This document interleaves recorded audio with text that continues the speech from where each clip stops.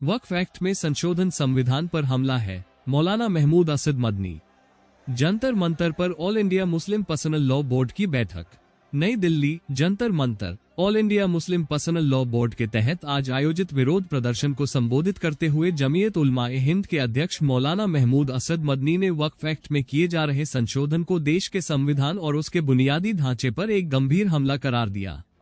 उन्होंने कहा कि यह उस रूपरेखा को विकृत करने का प्रयास है जिसे हमारे संविधान निर्माताओं ने एक आधुनिक और लोकतांत्रिक भारत के लिए तैयार किया था।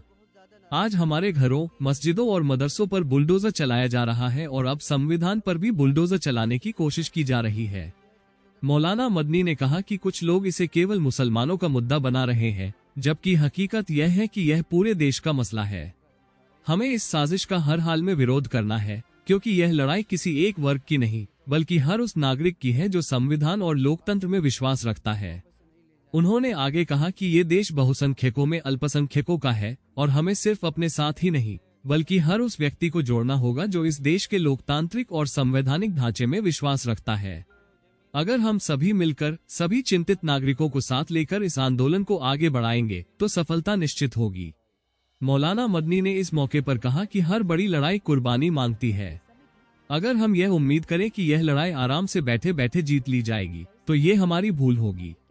हमें कुर्बानी देने के लिए तैयार रहना होगा, अपनी आवाज को और मजबूत बनाना होगा और अपनी कतारों में एकता पैदा करनी होगी। अंत में उन्होंने एक शेर कहकर अपनी बात पूरी की। थोड़ी तकलीफे रसन, फिर थोड़ी सी तकलीफे दार, उसके बाद ऐ दोस्तों आराम ही आराम है।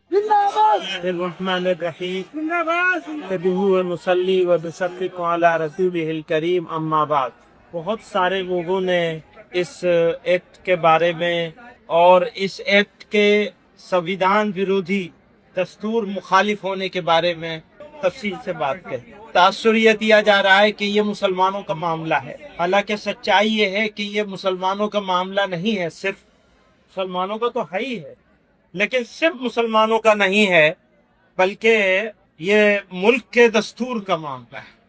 इस मुल्क के दस्तूर साजों ने, मॉडर्न इंडिया के जो आर्किटेक्ट थे, उन्होंने जो खाका बनाया था इस मुल्क का, उसको ये लोग तोड़ देना चाहते, तोड़ने की सिमत में चल रहे हैं। हमारे घरों पे बिल्डोजर चल रहे हैं, मस्जिदों और मदरसों पे बिल्डोजर चल रहे हैं, और अब ये वक्फ एक्ट के जरिए से भारत के दस्तूर पर, संविधान पर बिल्डोजर चलाया जा रहा है, चलाने की कोशिश हो रही है।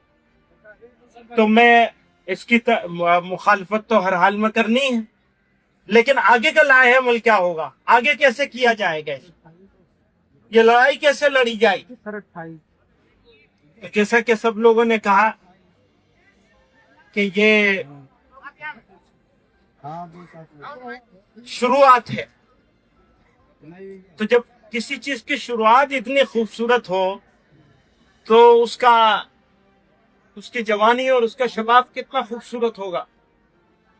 मुझे हमारे सिख समाज के जिम्मेदार, मैं उनको मुबारकबाद देना चाहता हूं, और यकीनन ये लड़ाई सब लोगों की है, और अगर इस लड़ाई को अकेले अकेले लड़ा जाएगा तो हो सकता है थोड़ी दिन के लिए वो जीत जाएं, लेकिन एक बात का यकीन है, मैं अपने मुसलमानों से और फिक्रमंद सिटीजन से, भारत के जो लोग चिंता में है कि ये भारत जा क्या कहाँ रहा है, बनाया क्या जा रहा है, ये जो मेजोरिटोरियन स्टेट बनाने की कोशिश हो रही है, इसका बेहतरीन जवाब है जो इन्होंने कहा है कि यह अक़लियतों की अक्सरियत का मुल्क है, और सिर्फ हमें नहीं जमा होना है, बल्कि हमें अपने साथ और भी सबको जमा करना है।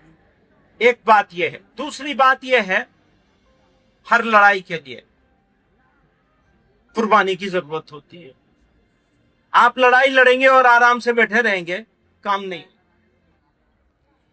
और जो बात इन्होंने कही कि बस एनफ, बहुत हो गया, तो कुर्बानी देने के लिए हमें तैयार होना चाहिए। मैं मेहमानों का वक्त नहीं लूंगा, मैं तो अंदर का आदमी, मेहमान नहीं हूं। बहुत सारे मेहमान यहाँ मौजूद हैं, तो मैं एक शेर पे अपनी बात खत्म करना चाहता हूँ। ये आगे का अज़्म है हमारा। थोड़ी तकलीफे रसन, कली माजिद मरहूम ने कहा था, थोड़ी तकलीफे रसन फिर थोड़ी सी तकलीफेदार। रसन कहते हैं जेल को। तो अब सिर्फ सड़क से काम नहीं चलेगा। थोड़ी तकलीफे रसन फिर थोड़ी सी तकलीफेदार, उसके बाद है दोस्तों आराम ही आराम है।